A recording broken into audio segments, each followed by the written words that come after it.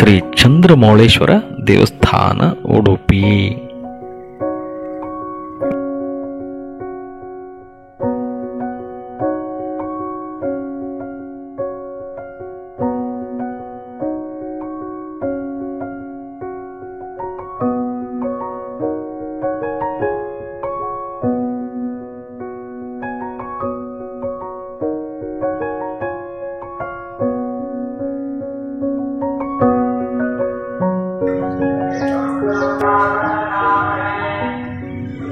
ನಮಸ್ಕಾರ ಬಂಧುಗಳೇ, ನಾನೀಗ ಉಡುಪಿನಲ್ಲಿದ್ದೆ.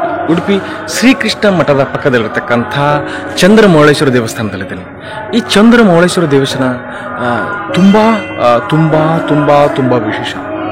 ಏನಪ್ಪ ಇದು ಈ ಚಂದ್ರಮೌಳೇಶ್ವರ ದೇವಸ್ಥಾನ ಇಷ್ಟೊಂದು ವಿಶೇಷ ಅಂತ ನಾವು ನೋಡ್ತಾ ಹೋದಾಗ ಈ ದೇವಸ್ಥಾನದ ಹಿನ್ನೆಲೆಯನ್ನು ನಾನು ತಿಳ್ಕೊಂಡಾಗ ನನಗೆ ತುಂಬ ಅದ್ಭುತ ಅನ್ನಿಸ್ತು ಮತ್ತು ತುಂಬ ಖುಷಿ ಆಯಿತು.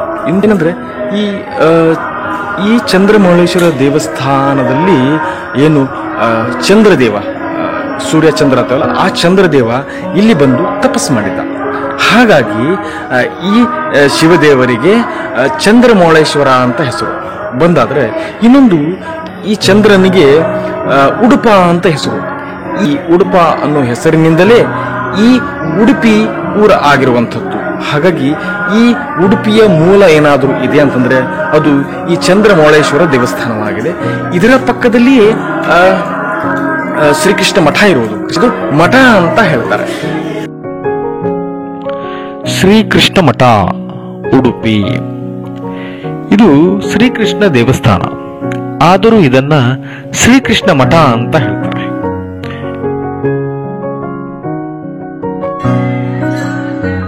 ಸಂಕೀರ್ತನೆ ಮಂಟಪ ಇದೆ. ಈ ಸಂಕೀರ್ತನೆ ಮಂಟಪದಲ್ಲಿ ನಿತ್ಯವೂ ಸಂಕೀರ್ತನ ನಡೆಯುತ್ತೆ. ಮತ್ತು ಇದು ನೋಡ್ತಿರೋದು ಕನಕ ಗೋಪುರ. ಈ ಕನಕ ಗೋಪುರ ಮುಂದೆ ಕನಕದಾಸರ ಮೂರ್ತಿ ಇದೆ. ಇಲ್ಲಿ ಯಾಕೆ ಇವರ ಮೂರ್ತಿ ಮಾಡಿದ್ದಾರೆ ಅಂತಂದರೆ, ಕನಕದಾಸರು ಅಂದಿನ ದಿನಗಳಲ್ಲಿ ಕೃಷ್ಣ ಮಠ ದರ್ಶನ ಮಾಡೋಕ್ಕೆ ದೇವಸ್ಥಾನದ ಒಳಗೆ ಹೋದರೆ ಅವ್ರಿಗೆ ಕೀಳು ಜಾತಿ ಅಂತ ಹೇಳಿ ದರ್ಶನಕ್ಕೆ ಬಿಡೋದಿಲ್ಲ. ಆಗ ನೊಂದ್ಕೊಂಡು ದೇವಸ್ಥಾನದ ಹಿಂಭಾಗದಲ್ಲಿ ಬಂದು ಶ್ರೀಕೃಷ್ಣ ಪರಮಾತ್ಮ ಈ ಜಾಗದಿಂದ ದರ್ಶನ ಕೊಟ್ಟಿದ್ದು.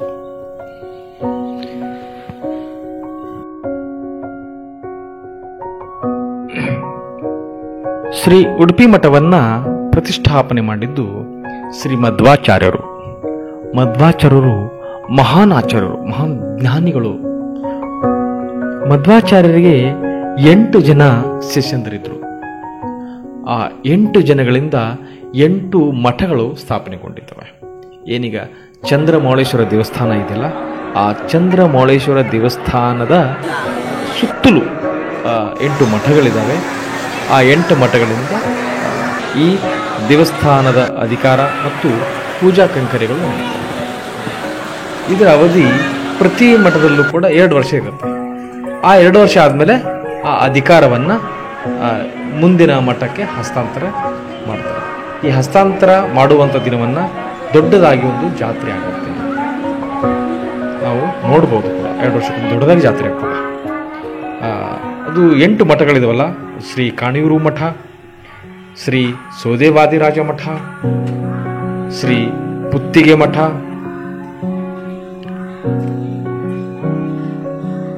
ಶ್ರೀ ಅದಮಾರು ಮಠ, ಶ್ರೀ ಪೇಜಾವರ ಅಧೋಕ್ಷಜ ಮಠ, ಶ್ರೀ ಪಲಿಮಾರು ಮಠ, ಶ್ರೀ ಕೃಷ್ಣಾಪುರ ಮಠ,